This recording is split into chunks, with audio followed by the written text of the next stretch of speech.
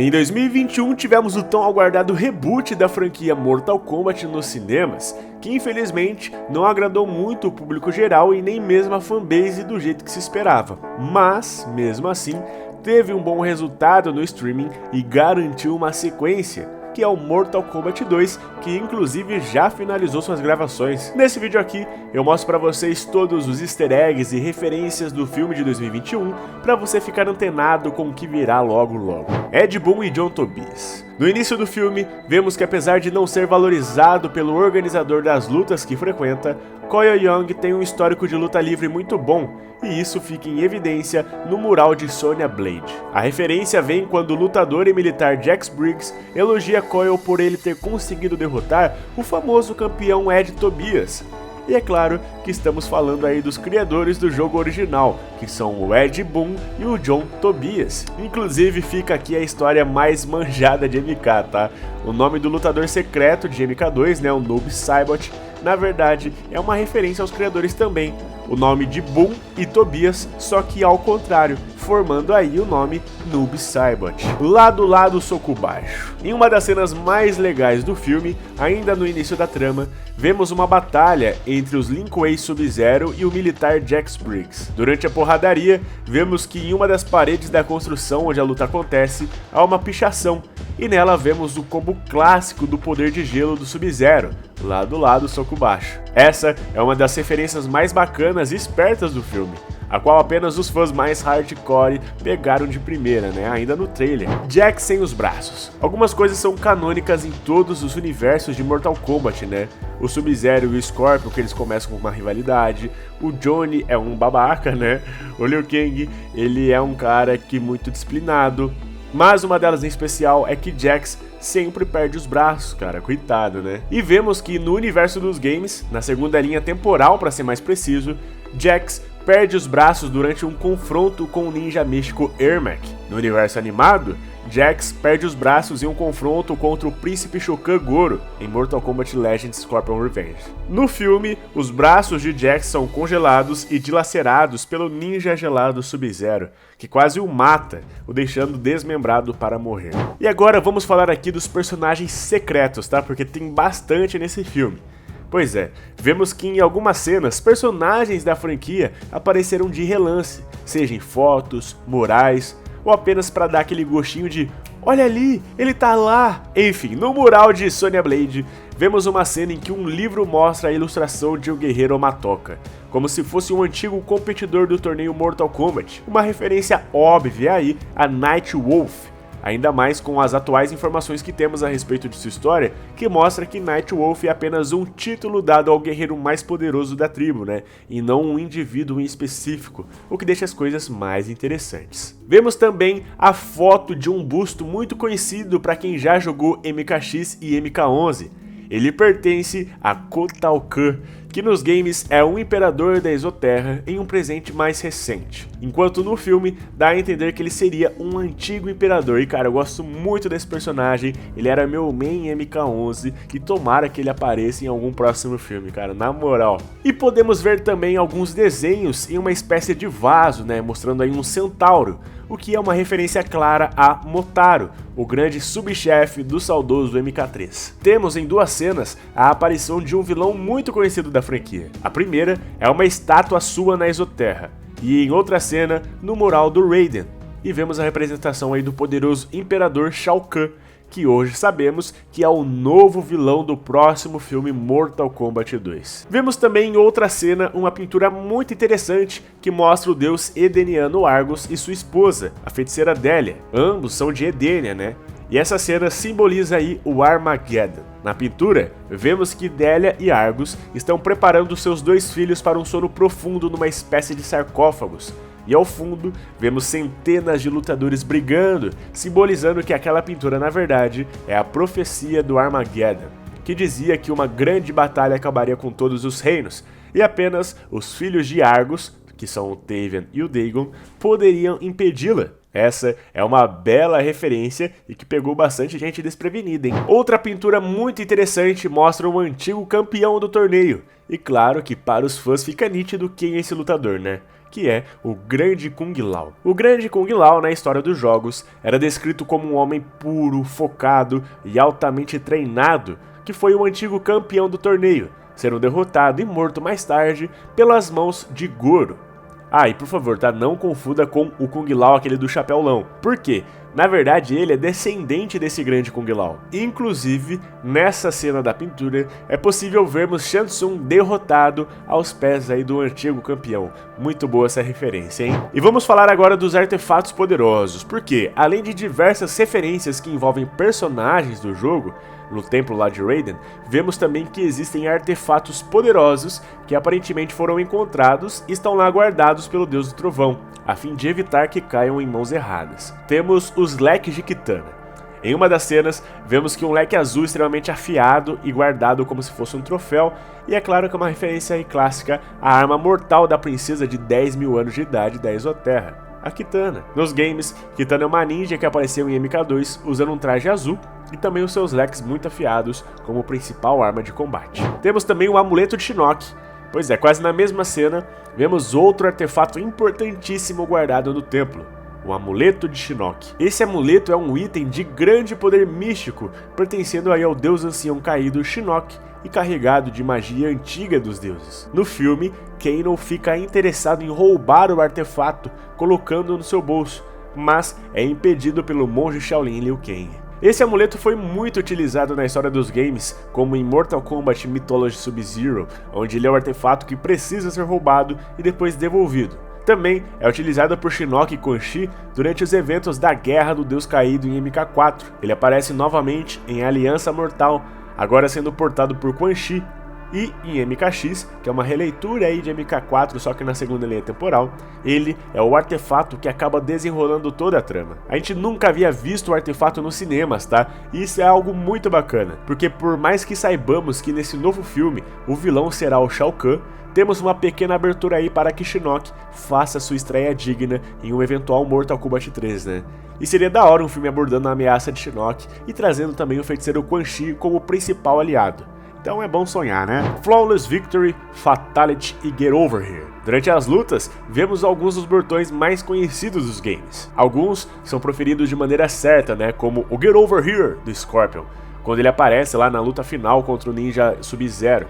Por mais que o Scorpion só fale em japonês o filme todo, né? Então vamos perdoar aí porque a cena é muito massa, cara. Outros são gratuitos, como o Flawless Victory, de Kung Lao, e até mesmo o Fatality por Kung Lao do Liu Kang, né? Há outras falas clássicas como Sua alma é minha, dita pelo Shang Tsung, e até mesmo um cartaz de luta que diz Brutality, ainda no início do filme. Rivalidade Lin Kuei e Shirai Ryu. Acompanhamos no início do filme algo que é de extrema importância nos jogos. Um pouco aí da rivalidade entre os clãs Lin Kuei, da China, e o Shirai Ryu, do Japão. No filme, vemos que a rivalidade entre os clãs existe e é antiga, mostrando os Lin Kuei pegando os Shirai Ryu desprevenidos e massacrando todo o clã, sendo liderados aí por Bi-Han, o Sub-Zero. É aqui que vemos também a morte da família de Hanzo e dele próprio, pelas mãos de Sub-Zero. A diferença aqui é que no filme descobrimos que Hanzo tinha 2 filhos, um garoto e uma bebezinha. A bebezinha escapa do ataque por estar escondida e mais tarde é salva pelo Deus do Trovão, né, o Lord Raiden. Nos games, a rivalidade entre esses clãs é base de muitos pontos importantes na história, como a manipulação de Quan Chi, o surgimento do espectro vingativo Scorpion, mais tarde o surgimento de Noob Saibot e também o surgimento do novo Sub-Zero, né, o Kuai Liang. O Poço.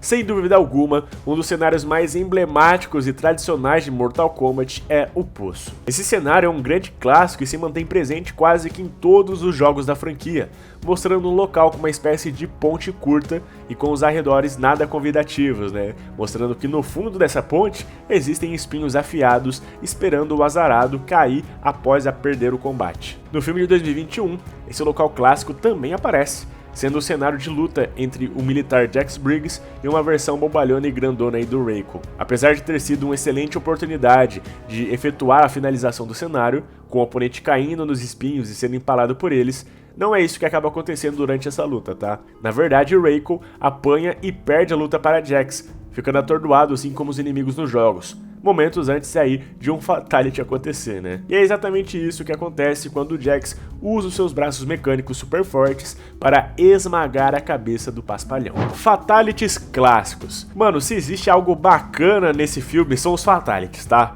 Como o filme tem uma classificação para maiores, o nível de violência pode ir para uma escala imensa, como assim é nos jogos, né? E é isso que os fãs sempre pediram. Alguns Fatalities clássicos dos jogos foram reproduzidos fielmente no filme. Temos o Fatality do Kano. O Fatality do falastrão australiano é um dos primeiros a aparecer, mostrando o lutador enfiando a mão no peito do seu inimigo, que no caso é o Reptile, e arrancando seu coração ainda batendo.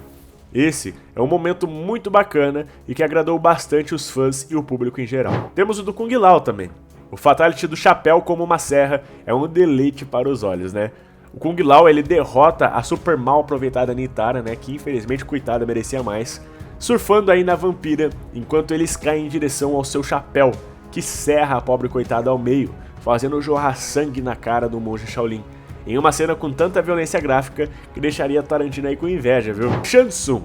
A clássica finalização do feiticeiro roubando a alma do seu oponente também é vista no filme, quando Shang Tsung encerra prematuramente a participação de Kung Lao na trama. Ele segura o monge pelo pescoço e, usando magia da Exoterra, suga a alma do Kung Lao, que é mostrada como uma aura verde que sai do seu corpo e vai em direção a Shang Tsung. Jax Briggs. A finalização do Jax também é mostrada no filme, quando ele vence o Reiko no combate e usa os seus braços mecânicos para explodir a cabeça do Brutamontes, né, em um golpe clássico dos jogos de MK.